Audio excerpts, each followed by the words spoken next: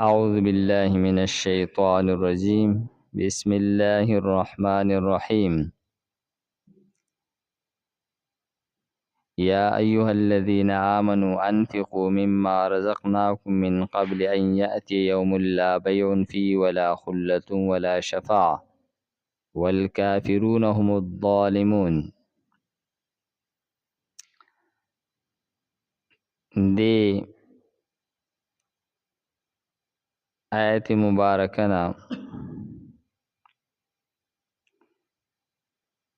د سوره بقره څلورمه حصہ شروع کیږي او دا پدې کې انفاق فی سبیل الله حکم دی د سورت د اخره پورې. نو پدې کې سلور بابونه دي. اولنې باب چې دی دا د 160 نمبر آیت پورې اولنې باب دی. پدې کې لاول ترغیب دی انفاق فی سبیل الله ته او بیا د انفاق فی سبیل الله کې دا ترغیب د پاره توحید او صفات باری تعالی ورپسې آیت کې ذکر شوی دي او بیا مثالونه دي د حزب الله مثال او د حزب الشیاطین مثالونه بیان شوی دي. فرمایي چې مخکې درېمه حصہ کې د قتال فی سبیل الله حکم او په دې حصہ کې د انفاق فی سبیل الله حکم دی. نو دې دواړو منځ کې ربط دغه دی چې د جهاد فی سبیل الله د پاره انفاق فی سبیل الله ضروری او لازمی دی. نو گویا چې دا جهاد فی سبیل الله دا جهاد بالسیف په تور سره جهاد کول او په بدن سره جهاد کول دي او دا انفاق فی سبیل الله گویا چې دا هغه جهاد دی په مال سره. نو دای ربط بیان شوی دی د ما قبل سره. فرمای یا ایها الذین آمنو اے مومنانو انفقوا خرج کئ مما د هغه مالنا رزقناکم چې مونږ تاسو ته رزق درکړی دی. فرمای چې مما دا پاسل کې دی من ما د هغه مالنا. نو فرمای چې من تبعیضیه دی یعنی پورا مال ما خرج کوئ د مال نه صحیح حصہ خرج کئ. دغه حصہ به څومره خرج کیږي؟ نو فرمای چې دا په نقد کې 40 ده او دا په زراعت کې یعنی هر هغه شی چې د ځمکې نه راوځي پای کې 10 ده. که چېرې ارټي ځمکه نه او که ارټي نو بیا 20 ده. نو فرمایي چې تاسو خرج کئ مما د هغه مال نه رزقناکم چې مونږ تاسو ته رزق درکړی دی. رزقناکم کې نسبت د مال الله تعالی ته شوی دی ځکه چې د مال تعلق چې دی دا خاص طور باندې د نصیب سره او د الله تعالی د تقسیم سره دی، نه د مال تعلق په نسب دی او نه د مال تعلق هغه د هوښیارتیا سره دی، نه د ډیر همت او قوت سره دی، که یو سړی ډېر زیات محنتي دی جدا او مالداري داسې نه ده. که یو سړی ډېر زیات هغه هوښیار دی جو مالدار وي داسې هم نه ده. یو سړی ډېر ښه نسبي جدا او مالداري داسې هم نه ده، بلکې د مال تعلق محض د الله تعالی د دین سره دی. ځکه یې وفرمیل چې تاسو د هغه مال نه خرج کوئ کوم چې الله تعالی تاسو ته درکړی دی.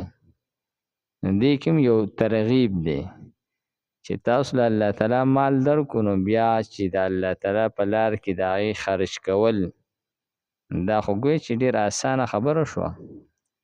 که تاله یو سړی هغه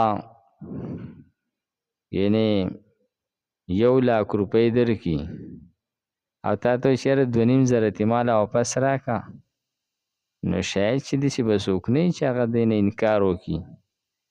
نو دغه شانتې الله تعالی دی په 1,00,000 کې 2,500 زموږ نه مطالبه کوي، دغه 1,00,000 روپۍ موږ له الله تعالی راکړي دي. نو فرمایي چې دا یو ترغیب دی. فرمایي خرج کړئ د الله تعالی د پاره د هغه مال نه چې موږ تاسو ته درکړی دی، من قبل ان یأتي مخکې د دې نه چې راشي، یوم هغه ورځ، لا بیع فیه چې پای کې به نه خرڅولي، ولا خلة او نه به دوستي. یعنې دغه ورځ چې د قیامت ورځ ده، نو پای کې بیا اغستل خرڅول نه وي. یعنې ته بیا دا مال ستا هلته کې په هیڅ کار نه راځي. لکه حدیث شریف کې راځي چې د قیامت په ورځ به یو سړی رواني، نو دا سره زر او دا سپین زر دا به داسې ډېرې ځای په ځای پراته وي، ډېرې به وي د سرو زرو د سپینو زرو. نو یو سړی به راشي وایي به چې یار ای افسوس دی، دا مال چې نن دغه شانتې پروت دی او څوک یې په هیڅ هغه کار نه راولي. څوک دا نه کوي چې راشي شماري کړي او یا یې راولي په جیب کې واچوي، یا ورته کیني یا ورته ګوري. خلک یې اړو پروا نه ساتي. دا مال چې دی د دې دپاره ما خپل ورور وژلی، د دې دپاره ما پلانی ظلم کړی و، دا پلانی ګناه ما کړې وه. او یو سړی به راشي هغه به وایي چې هغه مال چې د هغې د وجې نه ما غلا وکړله او زما نه لاس کټ شو، هغه مال نن دغه شانتې پروت دی او څوک یې په هیڅ کار نه راولي. نو فرمایي چې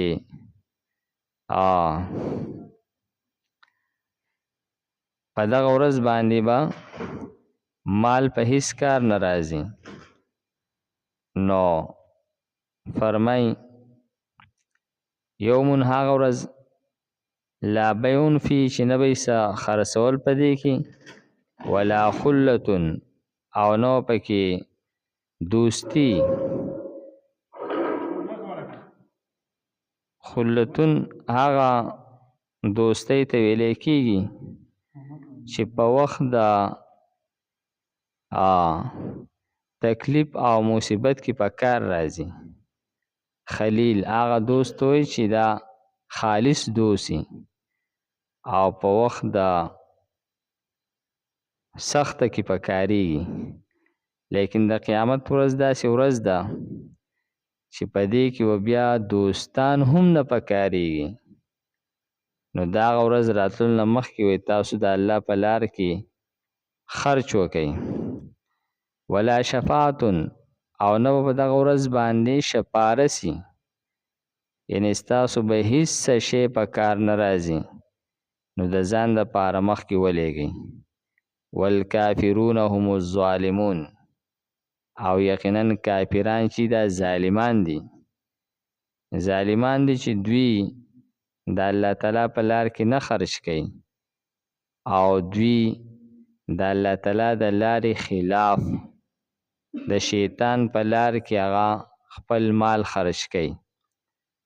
نو فرمایي چې تاسو د دغه کافرانو په شان د ظالمان مه جوړیږئ. تاسو د الله تعالی په لار کې خرج کړئ. یا ایها الذین آمنو، ای مومنانو، انفقوا خرج کئ مما د هغه مال نه رزقناکم چې مونږ تاسو ته رزق درکړی دی، من قبل مخکې ان د دینه یأتی چې راشي یومن داسې ورځ لا بیعون چې نه به خرڅول فی په دې کې ولا خلة او نه به دوستی ولا شفاع نه به شفارسی والکافرون هم الظالمون او کافران ظالمان دي.